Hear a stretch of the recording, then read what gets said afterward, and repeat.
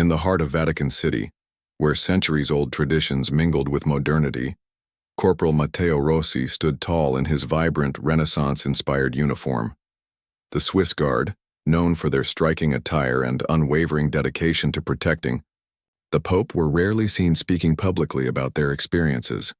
Yet Matteo found himself at the center of an unexpected situation that would change his life forever. It all began on a quiet afternoon when Matteo was performing his usual duties near the Apostolic Palace. He had grown accustomed to the serene atmosphere of the Vatican, punctuated only by the soft whispers of priests, the distant tolling of bells, and the occasional shuffle of tourists exploring St. Peter's Basilica. But this day felt different. As he patrolled the grand hallways, a senior advisor named Father Alessandro approached him with a request that caught Matteo off guard. "Corporal Rossi," Father Alessandro said, his voice calm yet tinged with urgency, "you have been selected to participate in a live international television interview." Matteo blinked, unsure if he had heard correctly. A live interview? For a member of the Swiss Guard? This was unprecedented. Father Alessandro explained further. Pope Robert Prevost, who had recently ascended to the papacy under circumstances shrouded in intrigue, wanted someone close to him, a person who saw him not just as a spiritual leader, but as a human being, to share insights about his character and leadership. And somehow Matteo had been chosen for this monumental task. Matteo couldn't help but feel overwhelmed. While he took immense pride in his role as a protector of the Chaume, Holy Father, public speaking wasn't exactly his forte. His days were typically spent ensuring security, standing vigil during ceremonies, and occasionally escorting dignitaries through the Vatican's hallowed halls. Speaking on live television to millions of people around the world? That was uncharted territory. As the initial shock wore off, Matteo's mind wandered to memories of Pope Prevost. Since taking office, the new pontiff had proven to be unlike any other leader the Vatican had seen in recent history. Unlike his predecessors, who often maintained a certain distance from the outside world, Pope Prevost seemed determined to break down barriers. He regularly ventured out into the streets of Rome without armored vehicles or large entourages, choosing instead to walk among ordinary citizens. Matteo recalled one such occasion vividly. It was late evening, and the sun had dipped below the horizon, casting long shadows across cobblestone streets. Pope Prevost had insisted on visiting a neighborhood known for its poverty and crime rates. Despite protests from advisors and security personnel, he refused to stay within the safety of the Vatican walls. Matteo accompanied him reluctantly, keeping a watchful eye for potential threats. That night, they met families struggling to make ends meet, listened to stories of hardship, and shared meals with strangers whose lives were worlds apart from the opulence of the Vatican. At one point, a young boy shyly handed the Pope a drawing he had made, a simple sketch of a smiling figure holding a cross. Pope Prevost accepted it graciously, thanking the child with tears glistening in his eyes. Later, back inside the Vatican, Matteo noticed the drawing framed on the Pope's desk, placed prominently alongside ancient relics and sacred artifacts. These moments stayed etched in Matteo's memory, shaping his perception of Pope Prevost as both a compassionate man and a visionary leader. However, there was another side to the Pope, one that puzzled Matteo deeply. Whispers circulated among the clergy about strange occurrences linked to Prevost's private meetings. Some claimed he spent hours alone in the Sistine Chapel, emerging visibly moved and silent. Others spoke of nights when faint lights flickered, beneath closed doors, accompanied by sounds resembling murmured prayers in languages no one could identify. Despite these rumors, Matteo never questioned the Pope's intentions. Instead, he marveled at how effortlessly Prevost balanced tradition with innovation. Under his guidance, the Vatican embraced technology like never before, using social media platforms to reach younger audiences and address pressing global issues such as climate change and inequality. Yet amidst these progressive strides, the aura of mystery surrounding Prevost remained palpable. Preparing for the interview filled Matteo with a mix of excitement and trepidation. Producers briefed him extensively, encouraging him to focus on anecdotes that highlighted the Pope's humility and connection with everyday people. They also warned him to tread carefully when discussing sensitive topics, especially those related to the whispered rumors. Still, Matteo couldn't shake the feeling that something profound awaited him during the live broadcast. The day of the interview arrived sooner than expected. Dressed in his ceremonial uniform, Matteo walked toward the makeshift studio set up within the Vatican grounds. Cameras and crew members buzzed around, adjusting lights and checking equipment. As he took his seat opposite Maria Bianchi, a renowned journalist famous for her sharp wit and probing questions, Matteo tried to steady his nerves. Maria greeted him warmly, easing some of his anxiety. She began with light-hearted queries about his training as a Swiss Guard and what it meant to serve in such a historic institution. Matteo answered confidently, sharing humorous tales of rigorous drills and camaraderie among fellow guards. But as the conversation progressed, Maria shifted gears, her tone becoming more serious. "Corporal Rossi," she said, leaning forward slightly. "There have been rumors swirling, not just locally but internationally, that Pope Prevost has encountered unusual visitors. Some suggest these encounters are supernatural or even extraterrestrial in nature. What can you tell us about this?" Matteo froze momentarily, caught off guard by the directness of the question. He hadn't anticipated being pressed so openly about the mysterious aspects of the Pope's behavior. Gathering his thoughts, he hesitated before responding carefully. "I've witnessed things I cannot fully explain," Matteo admitted, choosing his words deliberately. "Late at night, while standing guard near the Sistine Chapel, I've seen strange lights and heard unfamiliar voices. But whether these events hold divine significance or stem from something else entirely, I leave that interpretation to those wiser than myself." His response sent ripples through the audience, sparking debates and speculation worldwide. For Matteo, however, the real challenge lay ahead. How would he reconcile his faith with the mysteries unfolding around him? And what truths might lie hidden within the enigmatic figure of Pope Robert Prevost? Little did Matteo know. The answers to these questions would test not only his beliefs but also the very foundations of the Church itself. The night before the interview, Matteo found himself lying awake in his modest quarters within the Vatican barracks. The room was quiet, except for the faint hum of the ancient stone walls that seemed to breathe with centuries of history. His mind raced with thoughts of what he had witnessed and the weight of the words he might speak on live television. Sleep eluded him, and instead he let his memories take over, replaying moments from his time serving under Pope Robert Prevost. Matteo's first encounter with the new pontiff had been unremarkable, just another day in the life of a Swiss Guard. It was during one of the Pope's early public appearances after his election. Matteo stood rigidly at attention, scanning the crowd for any signs of trouble. But as the ceremony unfolded, something about Prevost caught his eye. Unlike many leaders who exuded authority through grand gestures or elaborate speeches, Prevost spoke softly, almost conversationally, as if addressing each person individually rather than the vast sea of faces before him. What struck Matteo most was how approachable Prevost seemed. After the event, instead of retreating immediately to the safety of the Apostolic Palace, the Pope lingered, shaking hands and exchanging smiles with those who gathered near the stage. One elderly woman handed him a worn rosary, tears streaming down her cheeks. Instead of simply nodding and moving on, Prevost knelt beside her, listening intently as she poured out her story of loss and faith. For several minutes the Pope stayed there, ignoring protocol, until the woman finally rose, visibly comforted. This wasn't an isolated incident. Over time, Matteo noticed a pattern. Every week, without fail, Prevost insisted on leaving the confines of the Vatican to walk among the people of Rome. These outings weren't carefully orchestrated photo opportunities. They were genuine attempts to connect with humanity. On rainy days, Matteo remembered seeing the Pope refuse an umbrella, choosing instead to share the discomfort of those around him. Once, while visiting a shelter for the homeless, Prevost sat cross-legged on the floor, eating soup from a chipped bowl alongside men and women whose lives had been ravaged by poverty. One particular evening stood out vividly in Matteo's mind. It was late autumn and the air carried a biting chill. The Pope had decided to visit a neighborhood notorious for its crime rate, a place even seasoned guards hesitated to enter. Despite warnings from advisors, Prevost dismissed their concerns, saying, "If I cannot go where my flock suffers, then I am no shepherd."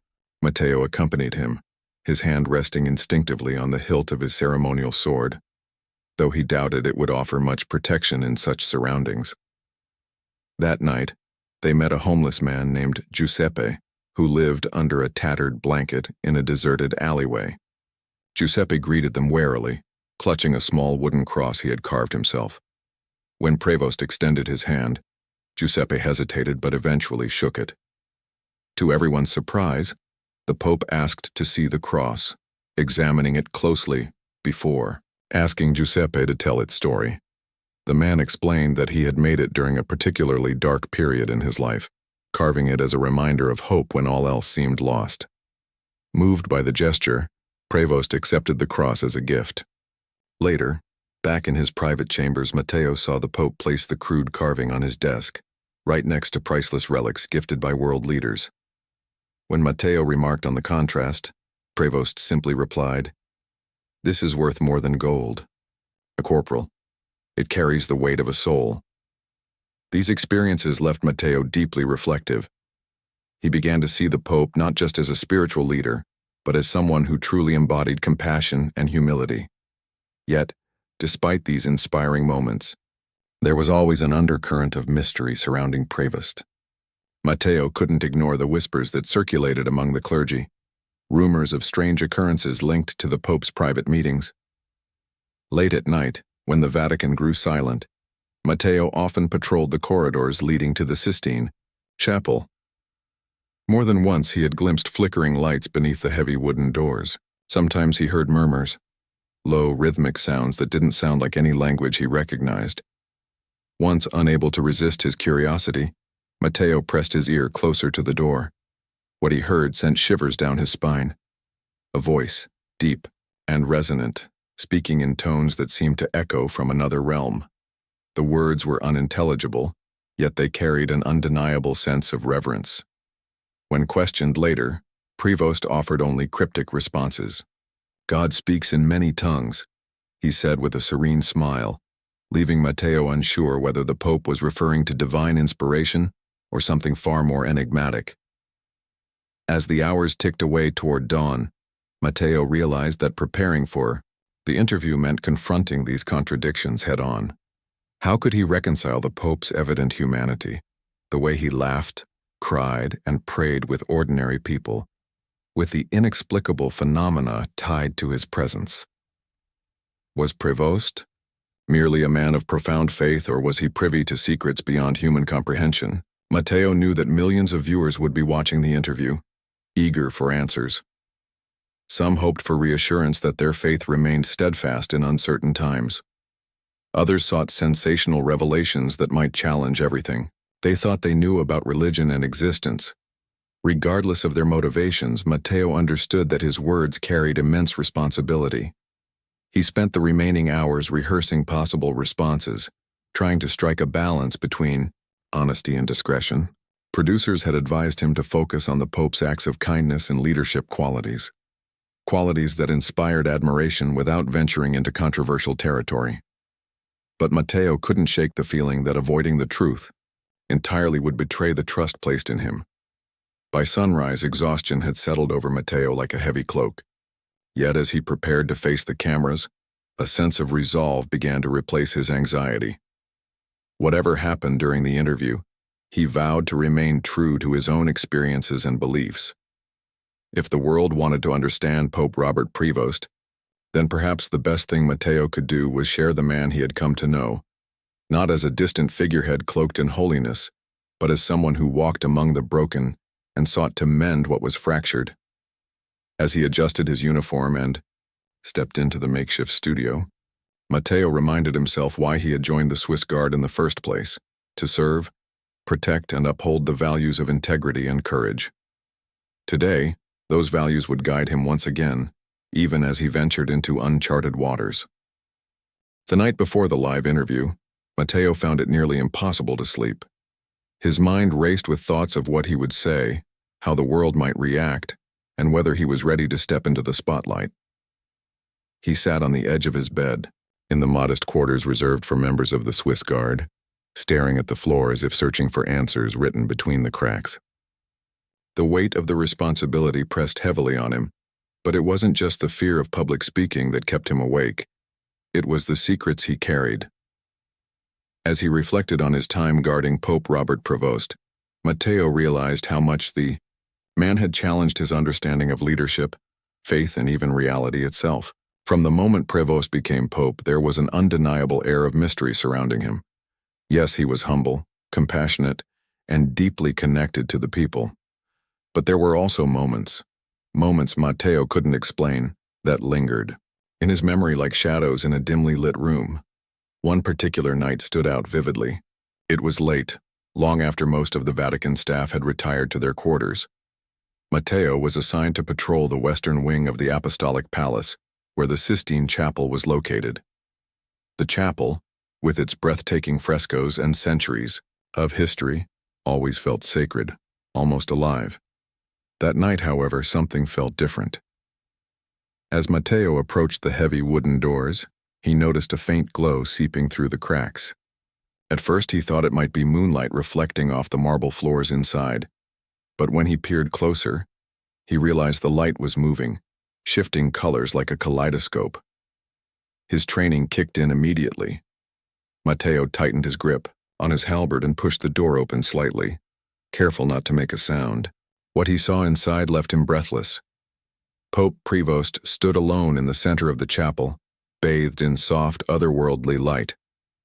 Around him, translucent figures, or what appeared to be figures, moved gracefully, their forms shimmering like heat waves on a summer day.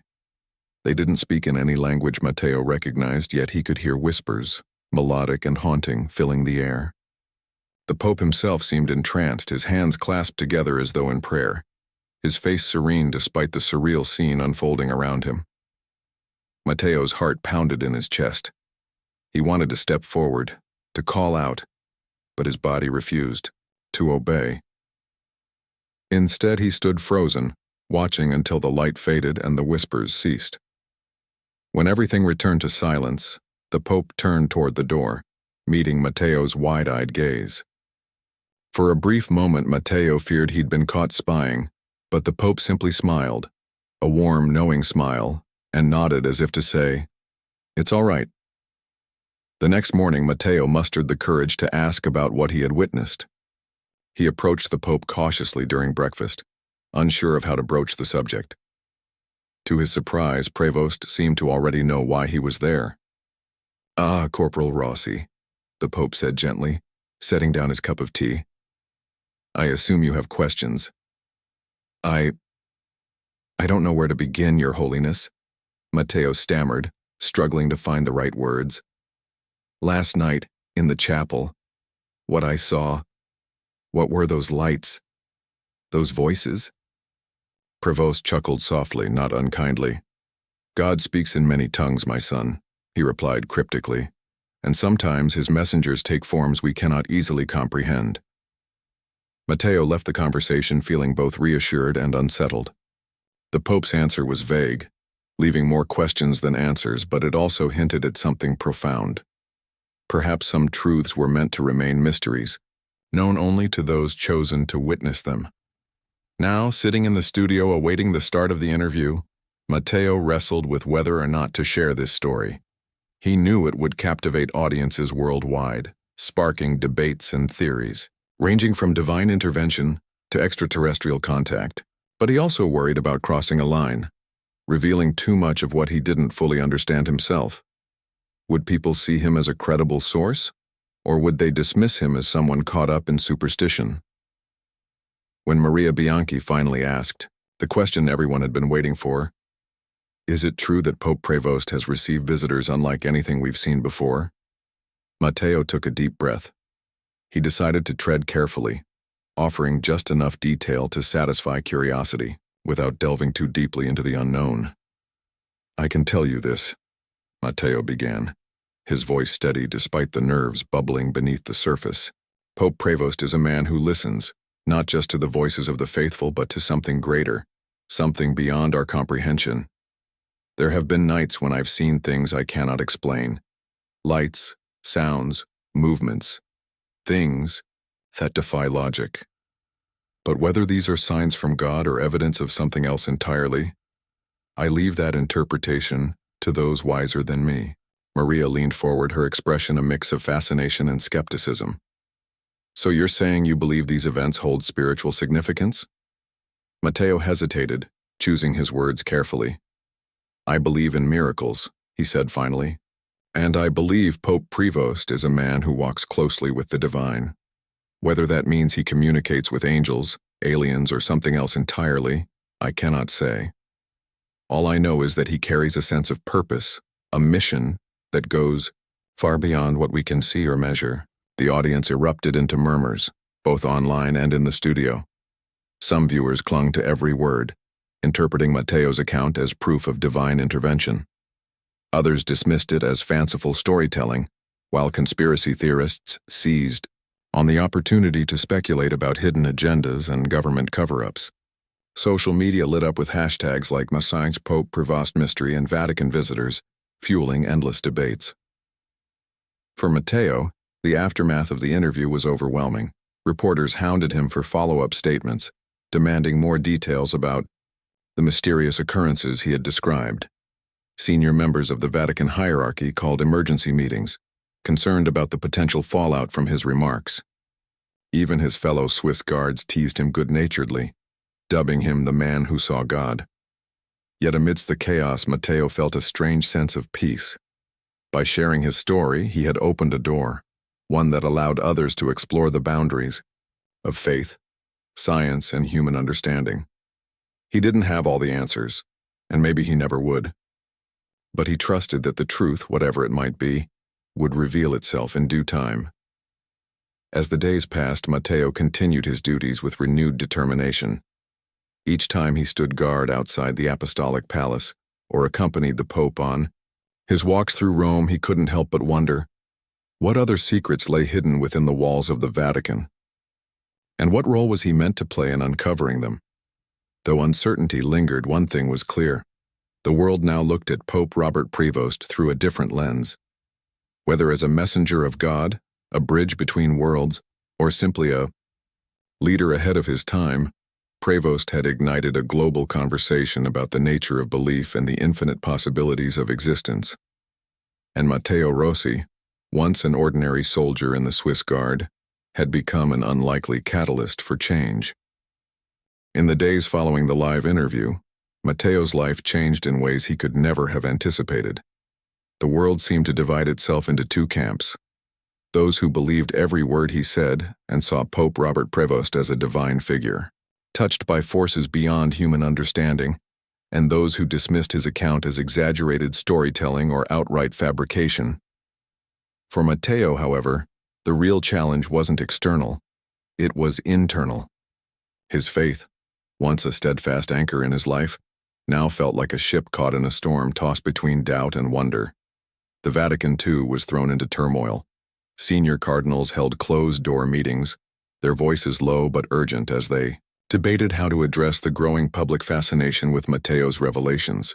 Some argued that the Swiss Guard's comments had crossed a line, risking scandal and undermining centuries of carefully maintained tradition. Others saw an opportunity, a chance to rekindle interest in the Church among younger generations who craved mystery and meaning in an increasingly secular world. Amidst these discussions, Matteo found himself summoned to the office of Cardinal Enrico Lombardi, one of the most influential figures in the Vatican hierarchy. Cardinal Lombardi greeted him with a mixture of sternness and sympathy.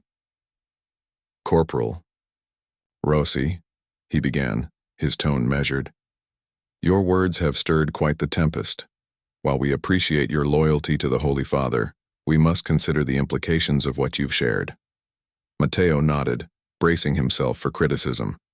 But instead of scolding him, the cardinal surprised him by asking a question that cut straight to the heart of the matter. "Do you truly believe what you said during the interview? That the Pope has encountered something extraordinary?" For a moment, Matteo hesitated. He thought back to the night in the Sistine Chapel, to the glowing lights and melodic whispers that defied explanation.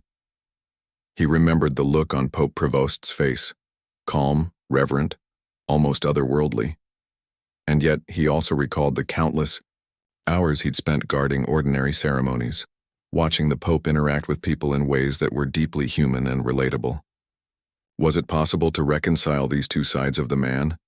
The enigmatic leader touched by the divine and the humble servant walking among the poor? "I don't know what I believe," Matteo admitted finally, his voice tinged with frustration. "All I know is that I saw things I can't explain. And when I look at Pope Prevost, I see someone who seems to carry the weight of knowledge far greater than mine. Whether it's God speaking through him or something else entirely, I can't say for certain." Cardinal Lombardi studied him for a long moment before nodding slowly. "Faith," he said, "is not about having all the answers. It's about trusting even when we don't. You've been given a rare glimpse into something profound, Corporal Rossi. Don't let doubt overshadow the truth of your experience." Though the Cardinal's words offered some comfort, Matteo still struggled. How could he trust in something he didn't fully understand? The more he thought about it, the more he realized that his doubts weren't just about the mysterious events surrounding the Pope. They were about his own place in the grand scheme of things. If the Pope was communicating with beings beyond human comprehension, what did that mean for the teachings Matteo had dedicated his life to upholding? Were the doctrines of the Church flexible enough to encompass such mysteries? Or were they rigid structures that couldn't adapt to new revelations? Seeking clarity, Matteo decided to confront the source of his confusion directly. Early one morning, before the sun had risen over the Vatican walls, he requested a private audience with Pope Prevost. To his relief, the request was granted. When he entered the Pope's private chambers, he found Prevost seated at a simple wooden desk, reading from a worn Bible. The room was quiet except for the faint ticking of a clock on the wall. "Corporal Rossi," the Pope greeted him warmly, gesturing for him to sit. "I assume this visit isn't purely social." Matteo took a deep breath, gathering his courage. "Your Holiness, I need to ask you something that's been weighing heavily on my mind." Prevost smiled knowingly, as if he already knew what Matteo was about to say. "Go on." "The night in the Sistine Chapel," Matteo began, his voice trembling slightly. "The lights, the voices. What were they? Who or what were you speaking to?" The Pope leaned back in his chair, his expression thoughtful. For a moment he said nothing, letting the silence stretch between them. Then softly, he spoke. "Corporal, do you remember the story of Moses on Mount Sinai, when he encountered God in the burning bush?" Matteo nodded, unsure where the Pope was going with this. "Moses didn't fully understand what he was witnessing," Prevost continued. "He saw fire that didn't consume, heard a voice that commanded without speaking. Yet he trusted in the message even though it defied logic. Faith often requires us to embrace the inexplicable, to accept that there are truths beyond our ability to comprehend." "But what about the visitors?" Matteo pressed, his curiosity getting the better of him. "Are they angels? Aliens? Something else entirely?" Prevost chuckled softly, shaking his head. "Perhaps they are all of those things, or none of them. What matters isn't their form but their purpose. They come bearing messages of unity, of hope, of renewal, messages meant to remind us that we are part of something much larger than ourselves." Matteo sat quietly, absorbing the Pope's words. Though they didn't provide concrete answers, they gave him a framework for understanding. Maybe the specifics didn't matter as much as the underlying message, that humanity was connected to something vast and beautiful, something that transcended earthly boundaries. As their conversation drew to a close, Pope Prevost placed a reassuring hand on Matteo's shoulder. "You've been chosen to bear witness, my son, not because you have all the answers, but because you're willing to ask the questions. Trust in that. Trust in the journey." Leaving the Pope's chambers, Matteo felt a sense of peace wash over him. He still didn't have all the answers, and perhaps he never would. But he realized that faith wasn't about certainty. It was about embracing the unknown with open arms. In doing so, he found strength not only in his beliefs but also in the shared humanity that united him with others. Over the following weeks, Matteo returned to his duties with renewed purpose. He guarded the Vatican gates with the same vigilance as before, but now he carried a deeper awareness of the mysteries hidden within its walls. When reporters approached him for follow-up interviews, he declined politely, choosing instead to focus on his role as a protector of the faith. Meanwhile, the world continued to buzz with theories and speculation about Pope Prevost and the secrets he might hold. Some saw him as a prophet ushering in a new era of enlightenment, while others viewed him as a controversial figure pushing the boundaries of religious orthodoxy. Regardless of opinion, one thing was clear. Pope Robert Prevost had ignited a global conversation about the nature of belief and the infinite possibilities of existence. For Matteo, the experience had transformed him in subtle but profound ways. He no longer feared the unknown. Instead, he embraced it as a testament to the boundless creativity of the universe. And though he remained a humble soldier in the Swiss Guard, he now understood that even the smallest acts of service could ripple outward, touching lives in ways he might never fully comprehend. As he stood watch one evening, gazing out at the sprawling city of Rome bathed in twilight, Matteo felt a quiet gratitude settle over him. Whatever secrets the future held, he was ready to face them, not with fear, but with faith. Weeks after the live interview, the initial frenzy began to settle, though its ripples continued to spread across the globe. People were still talking, debating, theorizing, and speculating, but the intensity of the media storm had softened. For Matteo Rossi, life within the Vatican returned to a semblance of normalcy, though nothing felt quite the same anymore. The events of the past weeks had left an indelible mark on him, reshaping not only his perspective but also his understanding of faith, purpose, and humanity's place in the vastness of creation. One crisp morning, as Matteo stood guard near St. Peter's Square, he noticed something remarkable happening below. Thousands of people had gathered, drawn by word of Pope Robert Prevost's upcoming address from the balcony of the Apostolic Palace. It wasn't unusual for crowds to assemble during papal appearances, but today felt different.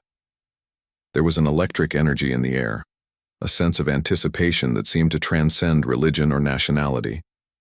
Families held hands. Young children clutched handmade signs bearing messages of hope, and elderly pilgrims prayed silently, their rosaries clicking softly in the cool breeze. Matteo watched as Pope Prevost stepped onto the balcony, his figure silhouetted against the golden sunlight streaming through the clouds. The crowd erupted into applause, cheering and chanting his name. But when Prevost raised his hands to quiet them, an almost supernatural hush fell over the square. His voice carried clearly, calm yet powerful as he began to speak. "Brothers and sisters," he said, his eyes scanning the sea of faces before him. "We live in a time of great uncertainty. Wars rage, divisions deepen, and fear threatens to overshadow love. Yet even in our darkest moments, we are reminded of one eternal truth. We are never alone."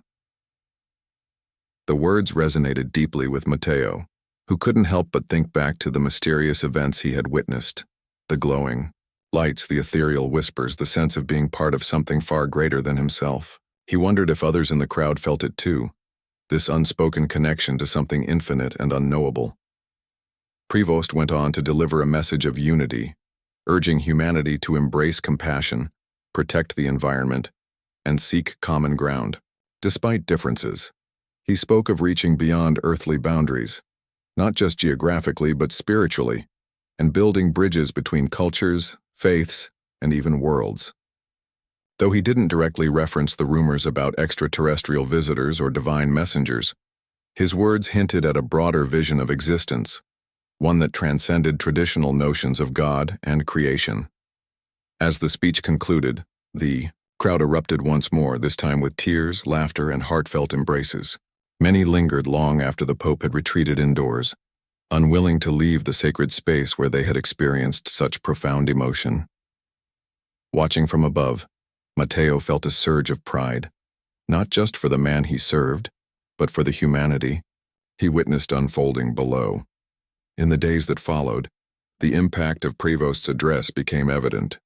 Social media platforms buzzed with videos and photos from the event, accompanied by captions like Hope for All and Unity Beyond Borders. News outlets reported spikes in charitable donations and volunteerism worldwide, attributing the surge to what some called the Prevost effect.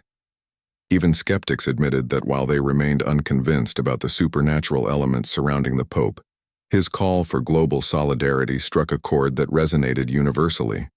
For Matteo, the changes were personal as well as professional. He found himself looking at the world and his role within it with fresh eyes. Where once he might have dismissed strange occurrences as mere coincidence, he now approached them with curiosity and humility. He realized that faith wasn't about adhering rigidly to dogma. It was about remaining open to wonder, to possibility, to growth. This newfound mindset came into play during a routine patrol one evening. As Matteo walked along the perimeter of the Vatican gardens, he heard faint footsteps behind him. Turning quickly, he saw a shadowy figure moving among the trees. Instinctively, he reached for his halberd, ready to confront whatever or whoever was approaching. But as the figure emerged into the moonlight, he recognized Father Alessandro, the senior advisor who had first invited him to participate in the live interview. "Corporal Rossi," Father Alessandro said, his tone unusually somber. "I need to speak with you." Matteo nodded, lowering his weapon. Together they walked to a secluded bench overlooking the gardens. Father Alessandro hesitated before speaking, as if choosing his words carefully. "What I'm about to tell you is known only to a select few within the Vatican," he began. "It concerns the Pope and the visitors." Matteo's heart quickened, but he remained silent, listening intently. "The beings you glimpsed in the Sistine Chapel," Father Alessandro continued, "are indeed extraordinary. They come not from another planet, nor from heaven in the way we traditionally understand it, but from a realm that exists alongside ours, intertwined yet unseen. They bring warnings, yes, but also promises. Warnings of challenges ahead if humanity continues down its current path, and promises of guidance if we choose to listen." Matteo absorbed the information without interrupting, letting the weight of it sink in. When Father Alessandro finished, he asked quietly, "Why are you telling me this?" "Because you've been chosen, Corporal," Father Alessandro replied. "Not because you're special, but because you're willing to serve without needing to fully understand. Your role isn't to explain the mysteries, it's to protect the messenger." With those words, Father Alessandro rose and disappeared into the night, leaving Matteo alone with his thoughts. Though the revelation added another layer of complexity to his already complicated reality, it also clarified his purpose. He wasn't just a soldier guarding a holy man. He was a guardian of a mission that extended far beyond the walls of the Vatican. As weeks turned into months, Matteo settled into this new understanding of his duties.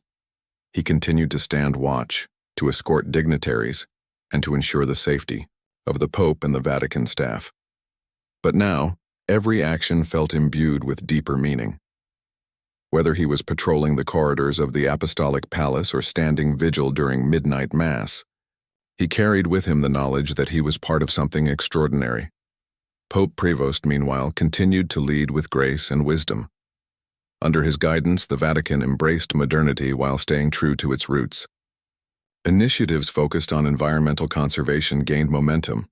Interfaith dialogues flourished, and outreach programs brought aid to marginalized communities around the world. Critics still questioned the legitimacy of the Pope's claims, but supporters pointed to tangible results as proof of his vision's power. For Matteo, the most profound change occurred within himself. Once plagued by doubts and uncertainties, he now approached life with a sense of awe and gratitude. He no longer feared the unknown. Instead, he welcomed it as a reminder of the infinite possibilities inherent in existence. And though he never shared the full extent of what he knew, not even with his closest friends, he took comfort in knowing that he played a small but vital part in a story much larger than himself. On a chilly December morning, As snowflakes drifted lazily over St. Peter's Square, Matteo stood at his post, gazing out at the bustling scene below.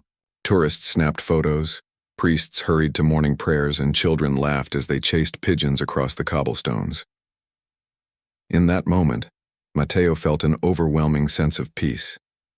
Whatever secrets the future held, whatever challenges lay ahead, he trusted that humanity would find its way. Not because it had all the answers, but because it dared to keep asking the questions. And somewhere, perhaps in a realm unseen yet ever-present, the whispers of celestial voices echoed, softly, carrying messages of hope, unity, and renewal.